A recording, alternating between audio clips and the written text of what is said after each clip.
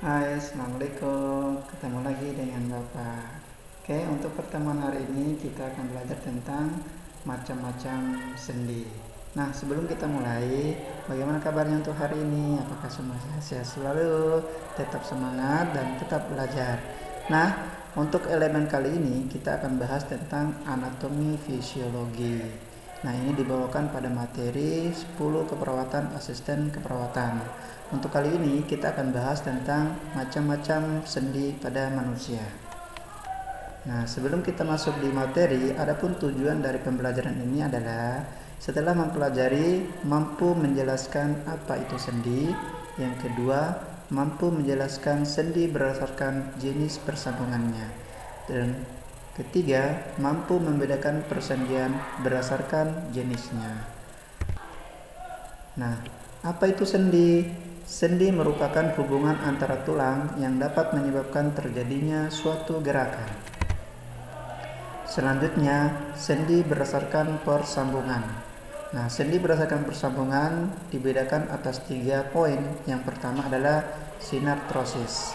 Sinartrosis merupakan sendi yang tidak memiliki celah sehingga tidak memungkinkan terjadinya pergerakan. Terus yang kedua disebut dengan sendi amfiartrosis. Nah, sendi ini dapat memungkinkan terjadinya gerakan walaupun sifatnya kaku dan terbatas. Dan sendi yang ketiga adalah sendi diartrosis. Nah, ini disebut juga dengan sendi yang dapat menyebabkan adanya pergerakan bebas. Untuk selanjutnya, ada beberapa jenis sendi pada tubuh manusia. Nah, ini seperti nampak pada gambar. Yang pertama adalah sendi mati, ada sendi putar, yang ketiga sendi peluru, terus yang keempat sendi pelana, yang kelima sendi peluru atau disebut juga dengan ada lain sendi engsel. Selanjutnya, sendi engsel merupakan suatu sendi yang disebut dengan genglomos yang dapat memungkinkan kita melakukan gerakan satu arah. Contohnya seperti sendi pada lutut dan bagian siku. Contoh lain terdapat pada engsel pintu. Nah, ini nampak pada contoh yang sering kita lihat pada pintu ya. Makanya ini disebut dengan engsel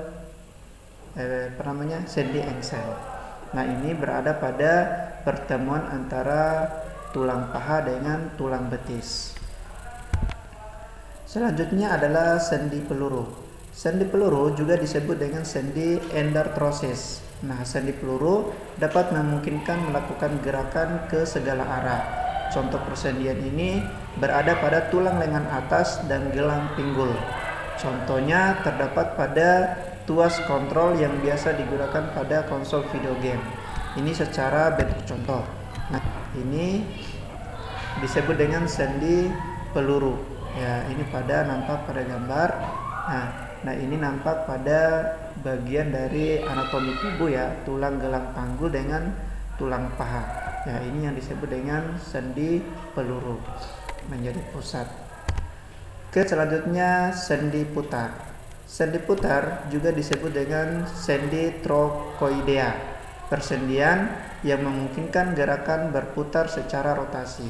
Contohnya adalah hubungan tulang tengkorak dan tulang belakang. Contoh lain yang dapat kita bisa lihat adalah gerak memutar pada baling-baling kipas angin dan ban kendaraan ketika mobil itu berjalan. Nah, ini nampak pada contoh pada gambar. Nah, ini bisa dilihat dari tengkorak kepala dengan tulang vertebra ini sebagai poros ya. Ini disebut dengan sendi putar.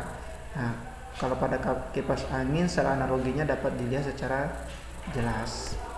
Oke, next lanjut. Sekarang kita masuk di sendi pelana. Sendi pelana dapat disebut juga dengan sendi pelaris. Nah, kedua ujung dari tulang ini membentuk seperti pelana. Nah, ada yang menjelaskan juga seperti pelana kuda dan memungkinkan gerak dengan dua poros. Contohnya adalah sendi pada tulang ibu jari dan telapak tangan. Contoh lainnya adalah gerakan pada tuas pengatur gigi mobil. Nah, ini bisa nampak pada gambar seperti tuas pada gigi mobil ya. Nah, kalau pada bagian anatomi tangan ini berada pada bagian ibu jari ya, yang disebut dengan metakarpal ini. Ya, ini sebagai sendi pelana. Selanjutnya adalah sendi geser. Sendi geser berupa pergeseran pada tulang.